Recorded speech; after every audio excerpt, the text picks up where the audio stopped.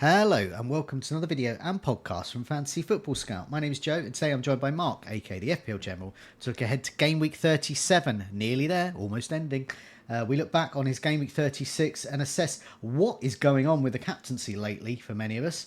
We also look at the best Aston Villa assets because they play that leaky Spurs backline and they're at home. And the best cheap midfielders for those getting jittery on SARS minutes. Welcome, Mark. How are you?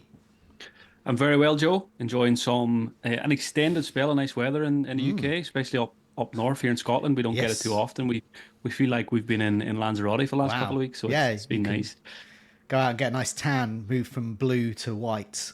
Yeah, tops off as they say up here once it hits 10 plus degrees. So it's been good. There we go. Tops off indeed. Yeah, Okay. all good, and yeah, not long to go. What two more weekends of Premier League action, and then Yeah. a very long summer ahead. So need to try Yes. and enjoy the last couple of weeks. Yeah, I feel this season's been really long. I know it's the same length, but it just feels longer. It feels like a bit of a slog. So we'll look at how you've done the previous game week. We've also got a slide that you put up on social media showing how much progress you've made. And I can talk a bit about what progress I have or haven't made over that period as well, which probably highlights how much of a slog a lot of us are finding this season at the moment. Okay, so before we do that, just a reminder, do press that like button, does help us out. Do remember subscribe, keep update with our latest videos and podcasts, and do check out membership offers at fantasyfootballscout.co.uk. Especially over the summer, there'll be lots of information about membership areas ahead of the next season. You get access to all the lovely stats and things to find out whether your choices are going to be correct, whether they are indeed. It's another matter. It's up to them. Okay, let's have a look at how you got on. 59 points, a steady week, a strong week. Certainly more than I got. I got about 19, 20 points less than this, which is shows how bad my week was. But once again, it was a couple of players really were the difference between yourself and me. And so you got Munoz and you got Chris Wood in as well for his customary goal against one of his former clubs. So do you want to just take us through your team? You made 2 transfers. I imagine you were embroiled in some team leak shenanigans beforehand. And then we can have a look see how far you've progressed over the last 20 game weeks or so. Yeah, so I'll go back to Saturday morning, Saturday afternoon. It was the first move I made. I think I made it about 2 hours before the deadline. I did Mateta to Chris Wood. That was always going to happen. Yep. So I just locked that one in. I was a little bit scared of, pressure on the FPL websites. One of those weeks where it felt like everybody was waiting to do their moves late. So I wanted to just get one locked in just in case anything went wrong. And then, of course, about half an hour before deadline, we got some fairly reliable news about, Manchester City. Kevin De Bruyne was playing, which was good for me, but Marmoush was not. So initially, I was kind of thinking about Sarr to Rogers earlier in the week, but I kind of went off that idea and said I would wait until the Tottenham fixture for Rogers. But as soon as I seen the Marmoush news, then it made sense just to Yeah. act and Yep. just did the no-brainer and got Wissa. Wissa in for a 1-pointer, which didn't go too well. No. But then overall, like you say, steady week, 59 points, hope clean sheet. So glad I got that call between himself and David Raya correct. Minos, what a hero. 11-pointer, hit the crossbar as well. Could have been even more. Kept Sarr, and it was nice to get an assist from him, but Eze has absolutely destroyed the Sarr owners over the last month or two. Yeah. Captain Brennan Bumo, which wasn't great, but it was better than the likes of KDB, Salah, Isak, and Wissa. And then it was nice to see Chris Wood get the goal, and it always comes with the customary bonus points as well. Jacob Murphy with an assist on the bench, but not too concerned about that because it was him or Sarr, and Sarr outscored him by a point. So yeah, overall, pretty happy. But yeah, as we'll talk about soon, I really haven't moved for ages in Yeah. rank. Yeah, no, I went into the game week and wanting so similar things with you looking at the team leaks and things like that. And I'd already wanted to move Gordon on because he wasn't reliable. He did start, but I just don't think he's reliable going forward. And I was looking at a whole bunch of options. Jared Bowen was the one I was looking at, but then I realised I could do De Bruyne. So I was sort of having a look at that. So I waited to the leak that he was actually going to start, and that came with the news that Marmoush wasn't. So then I was at this dilemma. I really wanted one of Bowen or De Bruyne, and also I now had to move Marmoush. So I did Marmoush to Wissa and Gordon to De Bruyne, which on paper are absolutely sense. fantastic moves, I think. To getting 2 good players in for removing sort of one good player and but it didn't work out this time. But I feel happier with my team. Put it that way. Yeah.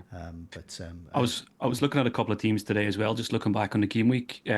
Just in mini leagues and stuff, a lot of people scrambled, minus fours for Erling Haaland, and obviously nobody expected City to fail to score against Manchester City. I think that was a really, you had to go for that move if you were chasing. It was a really good opportunity to captain Haaland as a differential, and yeah, again, the big man lets people down. It's been that kind of season for him. yes, But yeah, it was a.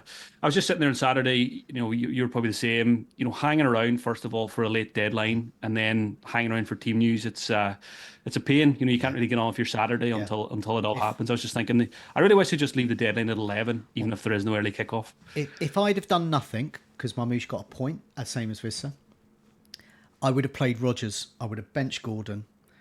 I would have had 2 free transfers this week. I would play Rogers. I wouldn't have taken that hit. I'd be 7 points better off. It's not great. It's not a huge amount. It's not like getting rid of a player that gets 20 points or something like that. But yeah, it's still annoying, and it does show that perhaps the team leaks aren't all they're cracked up to be. And best Yeah, to it do happens, nothing happens very sometimes. often. Yeah. Very often. It would actually, it'd be interesting if someone could go back, someone who's got way too much time, do a little study on the old team leagues and see how many have actually benefited us versus not, because I'd say it could end up being a fairly 50-50 split. Yeah, I think it is 50-50. Sometimes they have me, but other ones I've avoided. That player, I remember, I don't know, Salah being benched. I don't matter. I captained him anyway because I missed that league. He came on, I think it was the Crystal Palace game. He came on and got a double-digit haul in the last 30 minutes or so. So those kinds of things. I remember a particular one, involved Kevin De Bruyne, I think. And my captaincy hadn't changed, didn't come on, and it ended up moving to someone, I don't know, Harry Kane or someone brilliant like that. So yeah, it just depends on that. Let's have a look at this. I've got this other picture up on your screen next to your team, showing how little progress you've made since game week 16. But that's not to say that's bad, because you've got a really good rank there. So you started in a game week 16 with 25k. 10 game weeks later, you move up to 24k. You were 25k 2 weeks ago, and you're still at 24k now. Yeah,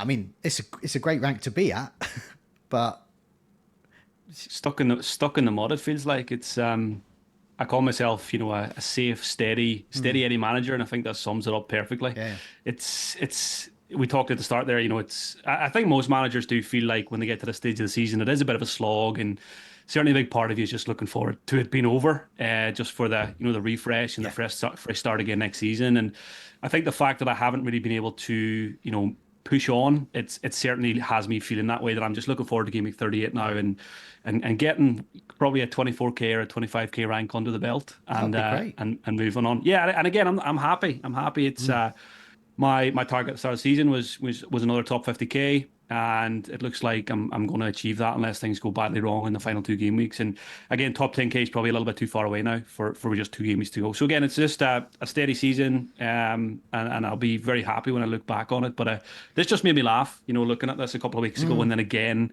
getting back to 24k. So maybe my target now should be to finish 24k or 25k.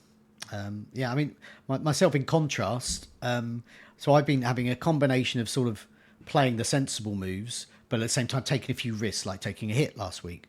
And that's seen me quite, for over this same period here, I've gone from 278k to my 10 game weeks later, my top rank so far this season, 56k.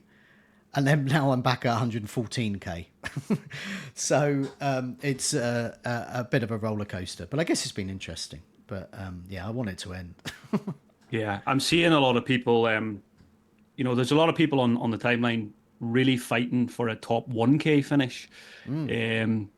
A few people up there, and their comments the last couple of days have just been how difficult it is to move. Yeah. The teams are so similar up there. If you're 1.2k, 1.4k, it's an absolute mountain just to get that little 400 place rise. And I mean, good luck to them doing it over the last couple of weeks. It's an unbelievable place to be, whether you get it or not. But it just it sums up FPL. My ranks are kind of reflected higher up in the rankings as well. And it is so hard nowadays to make up any ground. It is definitely. I mean, I think that's always been the way, even with like fewer managers.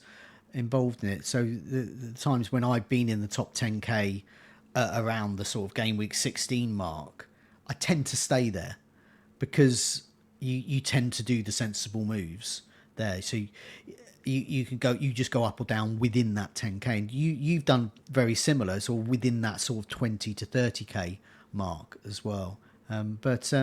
Yeah, I think it's just one of the strangest seasons I've had. The advent of the assistant managership. Personally, I've profited from it, but it has been a change. Who knows what they're going to do next season? But I hope any changes. I do hope that assistant managership isn't 3 weeks again. I just think that's a bit too much. Yeah, I think they'll definitely have, listen to feedback, and it's pretty obvious that it's just a little bit too Yeah, restrictive when yeah, it's active. I don't mind, like, I mean, it probably will stay, so I don't mind that too much. But as long as it changes a little bit and it becomes a bit more flexible, that would be nice. yeah, definitely. Okay, so this is like a little fun game for anyone watching or listening at home. Have a look to see what your Game Week 16 score was, your Game Week 26 score, and your Game Week 36 your rankings rather, for those three, and just see how far you've progressed, if at all. So well done if you've progressed quite far. Bad luck if you haven't. And also see if you can get anywhere near Mark's amazing progress of moving 1,000 places within that rank there. Nobody is beating that. No. Nobody's beating my record there. No. So what we're going to do is we're going to look ahead. So one of the reasons why one of us is, well, why many of us are staying the same, is because we're going for the sensible captain options.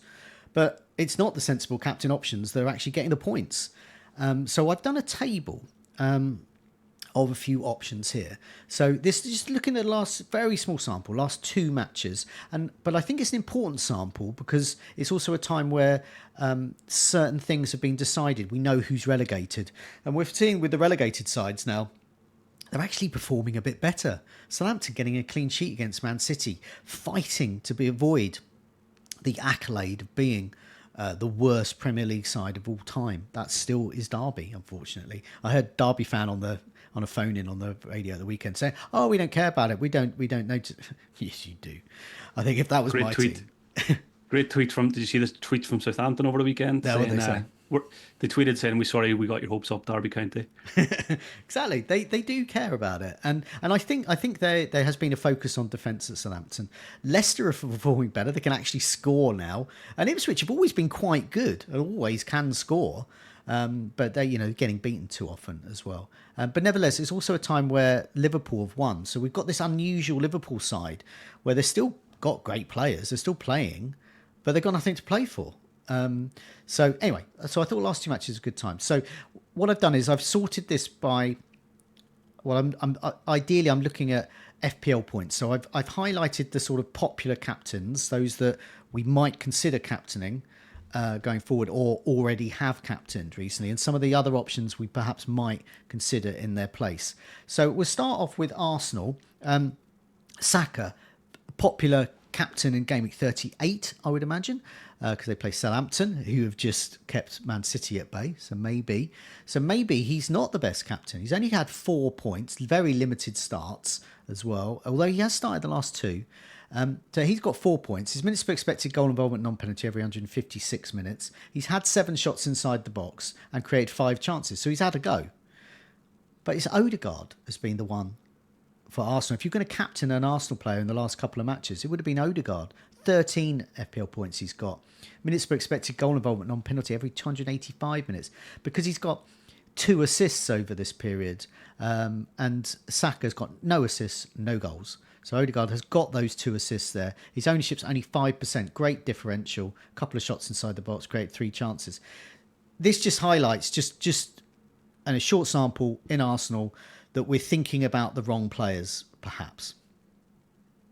Yeah, it's interesting to have a look at this. Again, small sample size, so it is a pinch of salt, of course. And a lot of managers will be looking at Arsenal for that final day, which makes a lot of sense, especially if there's team news elsewhere, when somebody gets a benching and you've got, extra cash lying around. For example, Kevin De Bruyne owners, if we got news on the final Sunday that he wasn't going to play, moving to an Odegaard or a Saka makes a huge amount of sense. And I'm more interested in the underlying numbers here of these top 2 because despite not getting returns. Saka has 5 chances created. Odegaard has 3. It's the shots inside the box that jumps out to me. Saka's Yeah. top of the list here was 7.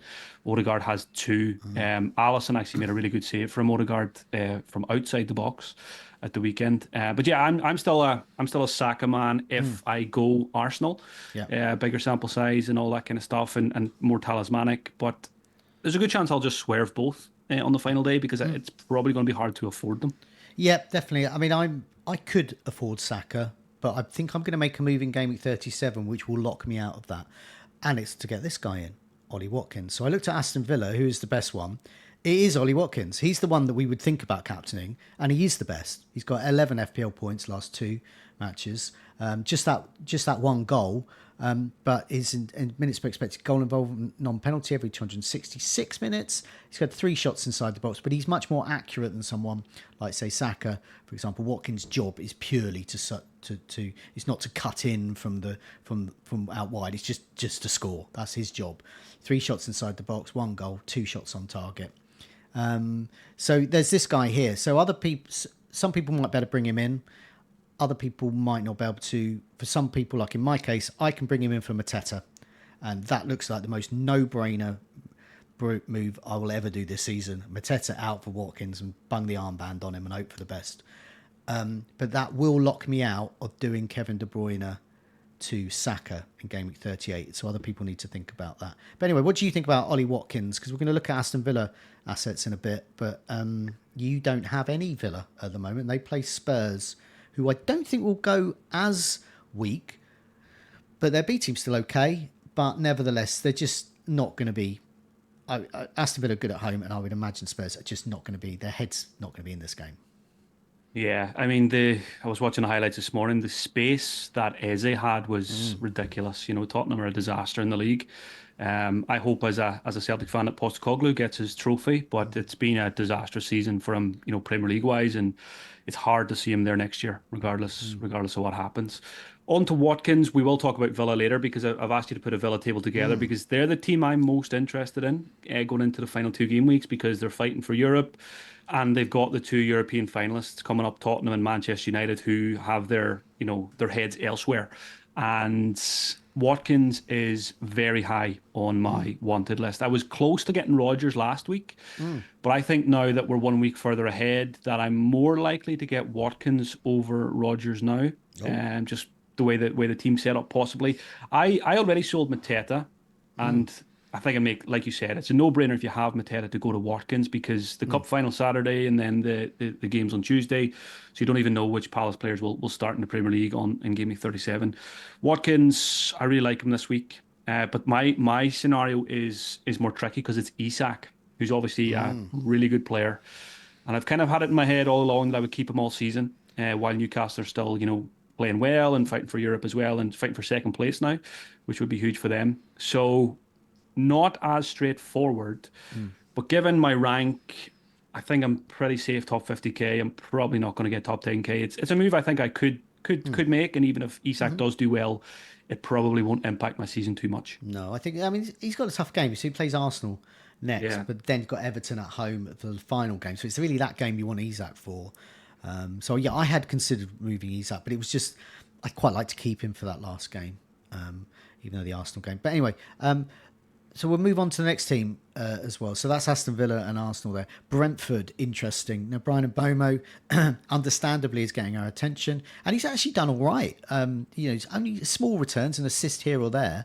But he has got 11 points, FPL points, in his last 2 matches. So you can double that if you captain him twice.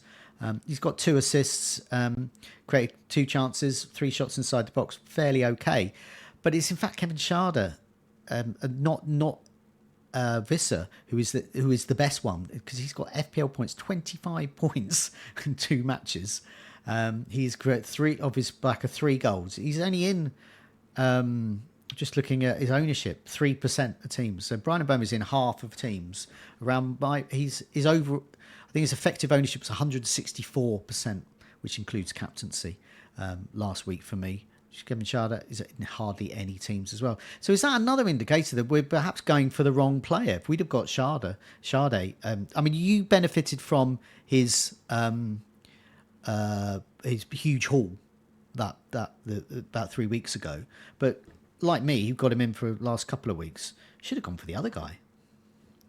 Yeah, Shada's been superb. It's Erling Haaland isn't the best differential in FPL at the moment. Yeah, It's Kevin Shada. yeah, He's had to be very patient at Brentford. I've always liked him in the cameos over the last couple of seasons.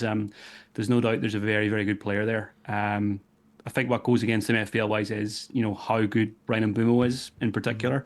And West has obviously had his best ever season as well. So it's almost impossible to triple up on a Brentford attack. It's kind of unheard of, tripling up on a team like that. But yeah, it's been working for people, and I seen free hit teams last week that had all three. Now all three didn't deliver, but you got Shada. yeah. Shada's points when a lot of people didn't. Yeah, and I do like, back in form. People argue form doesn't exist, but Yeah. a player's got confidence. He's scoring goals. He's got the backing of his manager, and the team are playing really well. He's a great option. I probably won't go there because I've got Wissa and Mbeumo. And Shadow will probably continue to score points Yeah. in the final 2 weeks of the season. So if you can get there, and in particular if you are chasing somebody down in a mini league, he's going to be your best friend, I think. Definitely. His minutes per expected goal involvement, non-penalty, every 88 minutes, as you would expect. That's absolutely huge. Brian Mbeumo every 305 minutes as well. So he's ticking along nicely. And I'm finding from the way I play the game, this part of the season very annoying because I like the sort of steady Eddie picks like Brian Mbeumo. But as I'm chasing a better rank like I am, you've got to go for the risks. But that's just not my way I'm playing. So I'm just going to stick to the way I play. Yeah, and again, we often, when you are chasing and you do go for a few risks, usually they don't score as well as the steady Eddie guys anyway, so it's hard. Yeah. And Bumo's been, he hasn't been explosive, but I think I've captained him the last 2 game weeks, Yeah. and is it 2 assists? Yeah. It's much better than two blanks from people like Salah and, Totally. and Palmer and these guys. So it's not great points, but it's better than blanks. Yeah, definitely. I've just mentioned Crystal Palace because we're probably not going to looking to captain them. But this just shows the difference between Eze and Mateta. I haven't put Sarr in here because it's just in terms of Mateta being a player that I kind of wish I hadn't got in now. But you make your decisions at the time. But Mateta, yeah, he's getting hauled off, around the 58 minutes, 59 minutes, 42 seconds, I believe. So that's Love that. a point I'll never get back. But yeah, he's just had 3 FPL points last 2 matches, and Eze's had 26 as his minutes per expected goal involvement non-penalty. I'm laughing at this. It's just crying really. Every 116 minutes, Mateta every 207 minutes. So Eze's a better man, twice as good for that as well. And obviously he's got 3 goals over that time, and Mateta's got nothing. It just shows, with the wild cards, we make our decisions. I went Sarr and Mateta.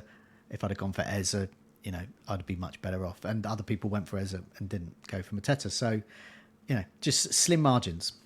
Yeah, it was a really close call at the time. I remember it well, and I think I was always going to go Sarr at that point. I think it made the most sense on the performances just beforehand. But it's like you say, fine margins, slim margins, and I haven't done the maths, but I guarantee you, if I went back and added the points to my team that Eze would have got me over Sarr, I would say I'd be pretty close to top 10k. And it just shows you how, just one decision can make all the difference. Yeah. But well done to Eze owners. He has been an absolute hero for you last couple of weeks. Yeah, it's most points on this list. Yes, Kevin Schade and Eze have been the absolute stars last couple of weeks. Moving on to Liverpool, though, Salah, 4 points last 2 matches. Now he's chasing down the Alan Shearer's record for most goal involvements in a season. And the rest of the team are doing well. They're scoring. It was a tool against Arsenal last time out. Nothing for Salah. It's Diaz, 15 points.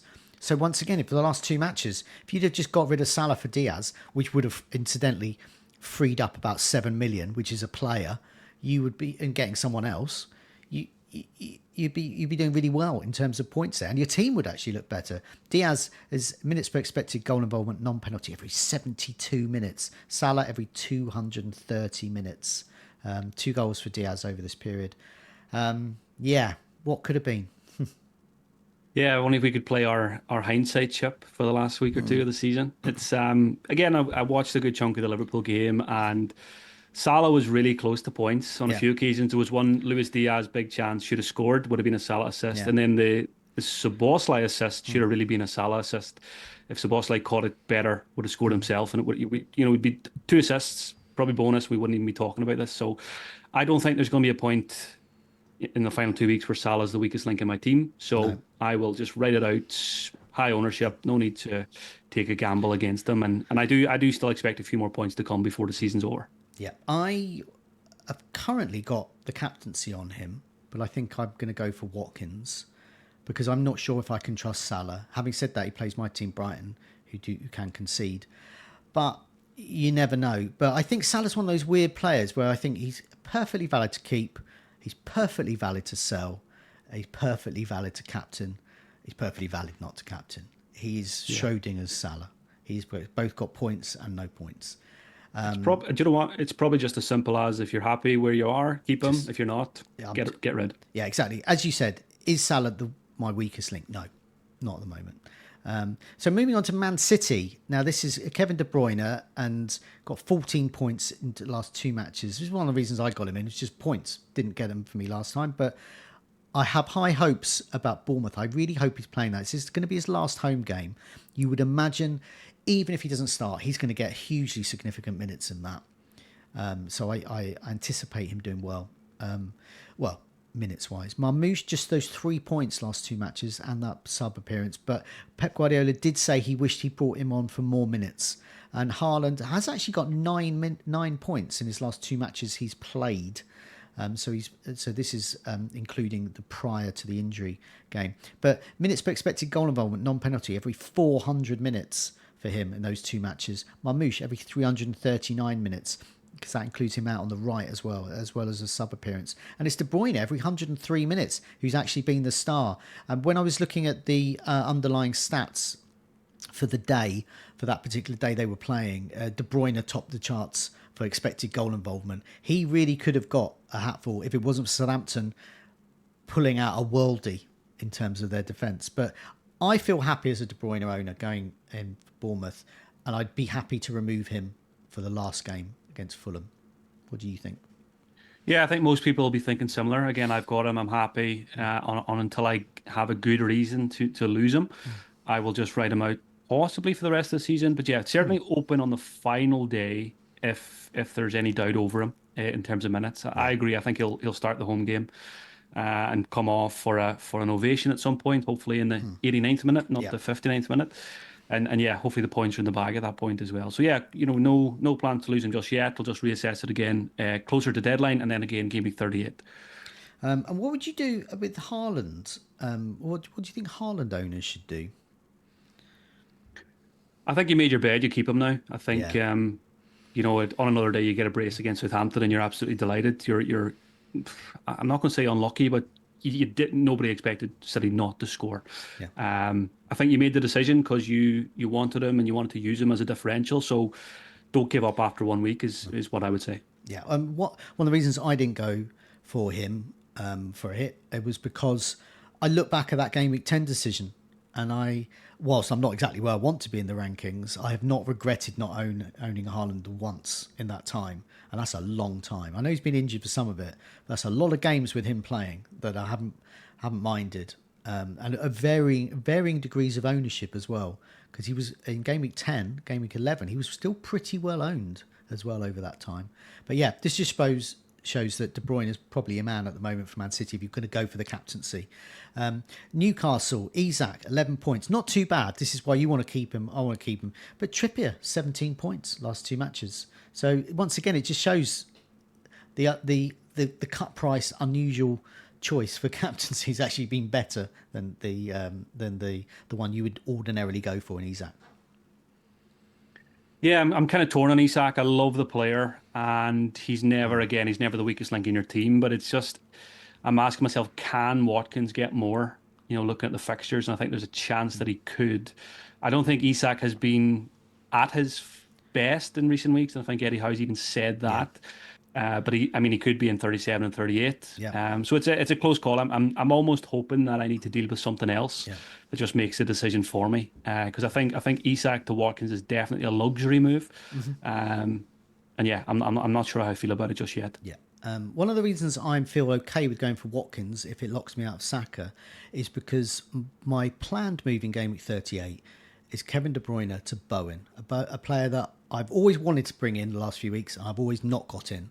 So I'm going to do it for the final game and I'm going to put the armband on him because he's against Ipswich. And this shows that that's a sound move. 17 FPL points in his last 2 matches. Minutes per expected goal involvement, non-penalty every 176 minutes.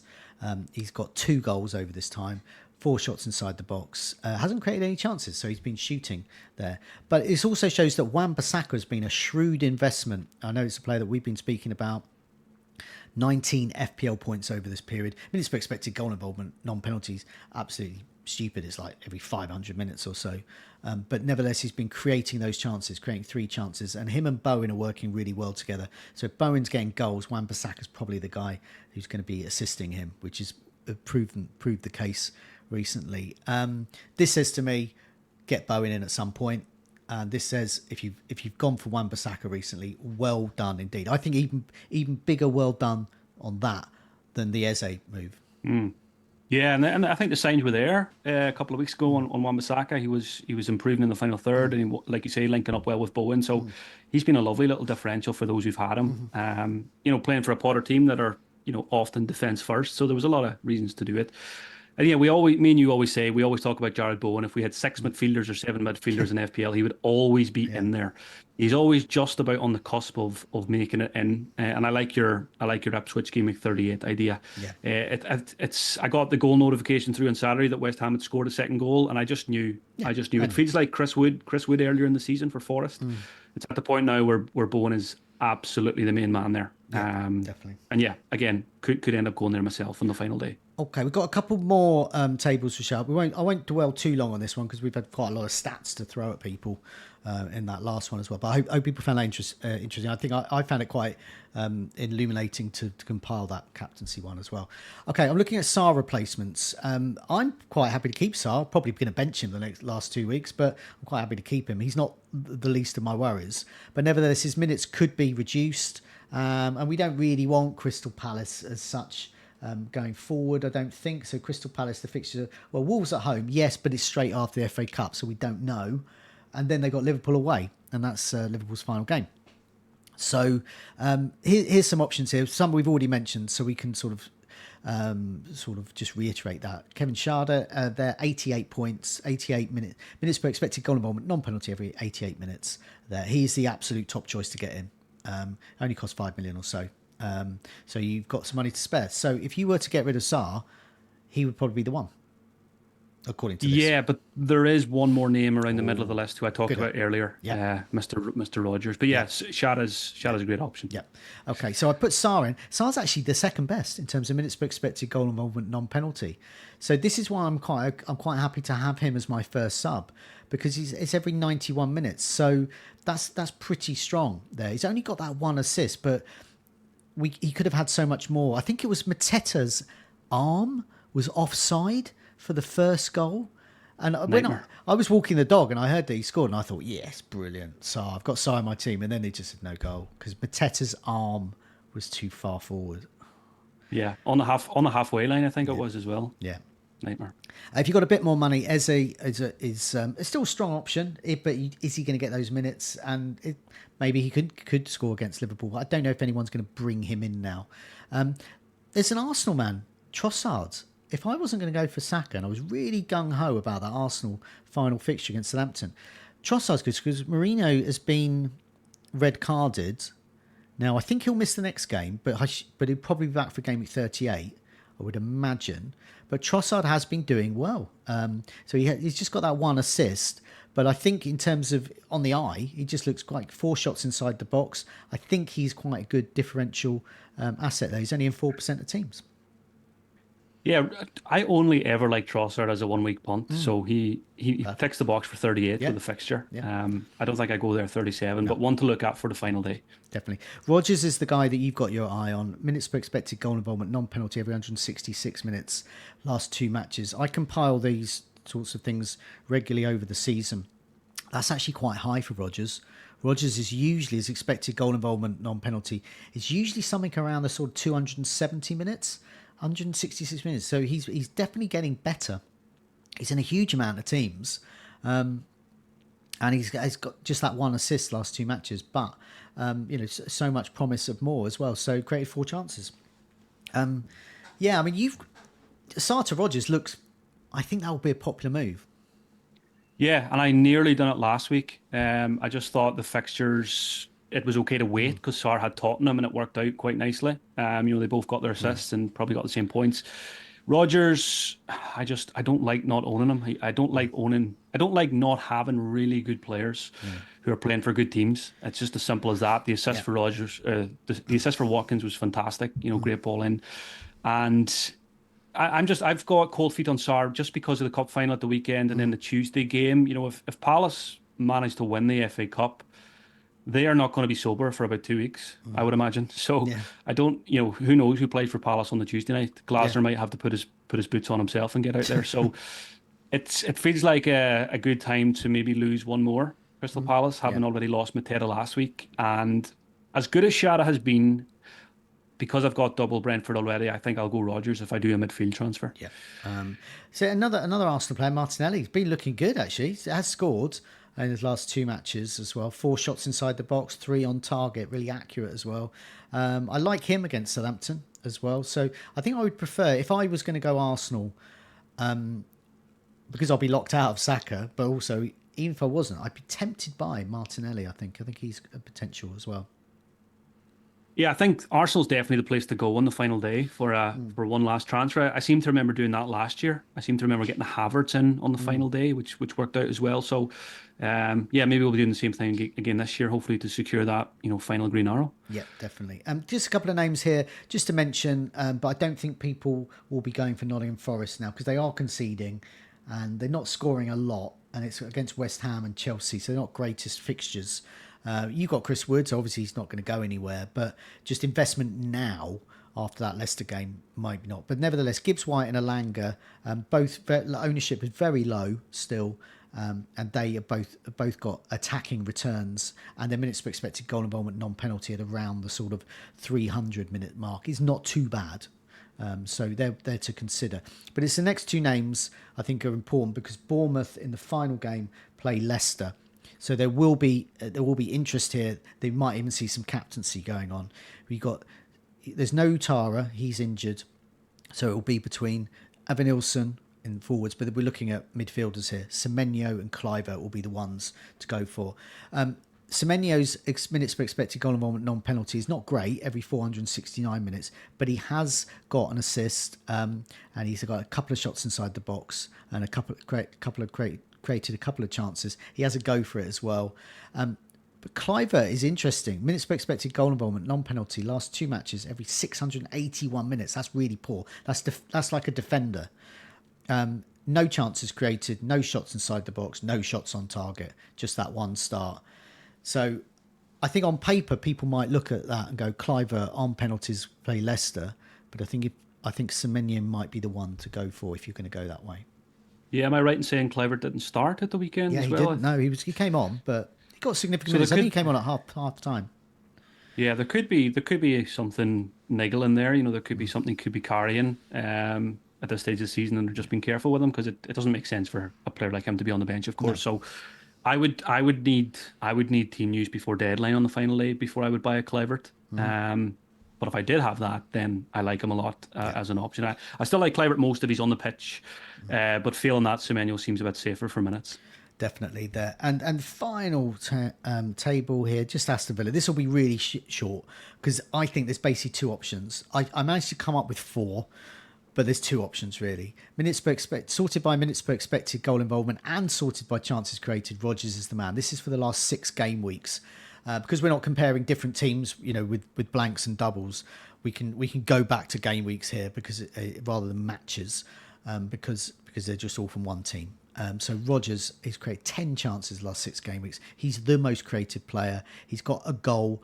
He's got 3 assists there. His baseline bonus is strong. 6 shots inside the box. Only cost 5.7. I'm happy he's in my team. Put it that way. He's just he is the most consistent player to get in here. Asensio, if you've got, I would not dump him at all, especially with Ramsey getting red carded. That just heightens his chances there. He's had 7 shots inside the box as well, 5 shots on target last 6 game weeks. Watkins, this also shows that he's a strong asset. Created 3 chances, had 9 shots inside the box. That's the most out of any of these. He's got an assist and 3 goals, 4 attacking returns. That's absolutely huge. 4 attacking returns for Rogers as well, 3 assists and 1 goal. So it's reversed that around. And then Maatsen there, 4.5. I don't know whether he's going to start or not, but he looks the best one if he does. He's got an assist already, he's got a goal already, and he's had 6 shots inside the box, only cost 4.5. But yeah, this says to me Rogers and Watkins, basically. Yeah, you've very cleverly picked that table to make me just want to go and buy Rogers right now, not even wait till the weekend. So we'll get to my team in a wee second, but yeah, it might come down to Rogers or Watkins, and the more I think about it, Rogers I think makes more sense. Yeah, I mean, Sarr to Rogers, it's like with different teams. So my team, Mateta to Watkins, I can do, makes sense. Sarr to Rogers, you can do, makes sense. Yeah. It's going to be team dependent. Depends where your starting point is. Yeah. Okay, well, let's have a look at next week then. See how you're settled there. So run through your team and what moves you might make here. And also how much money you've got in the bank. Yeah, I think I've got maybe 0.5. There's definitely not much in the bank. It's definitely minimal. So one free transfer. The team at the moment, again, I got the Pope decision right last week, but it's harder this week. Pope versus Raya playing each other. And I currently have Pope in the starting 11 because I don't have any Arsenal attackers, whereas I do have Isak. So I might just play it that way and back Newcastle over to get the better of Arsenal. Defensively, Guardiola, Nico Williams, Munoz, that's all fine. Hopefully Munoz plays after the cup final. De Bruyne in midfield with Salah, captain Brennan Bumo. That's where the armband is at the moment, and it probably will stay there for the 3rd week running. Sarr is currently in the team. Up front, it's Wissa, Isak and Wood. So like I said, if nothing goes wrong, it's probably Isak to Watkins or Sarr to Rogers. And Sarr to Rogers just makes a lot more sense to me. On the bench, I've got Jacob Murphy, who's decent cover, even though it's a difficult fixture. Saliba, going to bench him as well, I think. Similar reasons. I've got Isak, so I'll probably bench Saliba and Raya and back the striker. And then Colwell on the bench, who I never want anywhere near my 11. So overall, I feel like I'm in good nick going into the final 2 game weeks. Hopefully no big injuries to come. Yeah. I think you look well set up there, especially because I think Brian and Burma are at home to Fulham. Fulham are conceding a lot at the moment. So I think that's a good captain. Really, I think he'd definitely be in the running for me, no matter who I get in. But I think he's a very strong captaincy. And I do like Salah at Brighton as well. Something tells me that could be good for him, so I'll probably be between those 2. Yeah, I think so. I think there could be some stronger captaincy options, but yeah, I think it's just the narrative that we've been peddling as well. Players like Salah, Saka, etc., that you might ordinarily captain have not been performing. That just leaves a bit of a crisis of confidence there. I probably won't own him, but Watkins I like a lot for captain this week as well. Yeah, definitely. Yeah, he's the guy, and especially I think if you're chasing, I think he'll be well owned, but I still think Brian Mboma could be pushing over 100% still. Yeah, I think he'll go over 100 again this week. Yeah, but it could be time to be a bit different there. Thanks a lot for your time. Good luck with the game week. We'll be back again next week ahead of the final game week of the season. Take care. See you soon. Cheers all.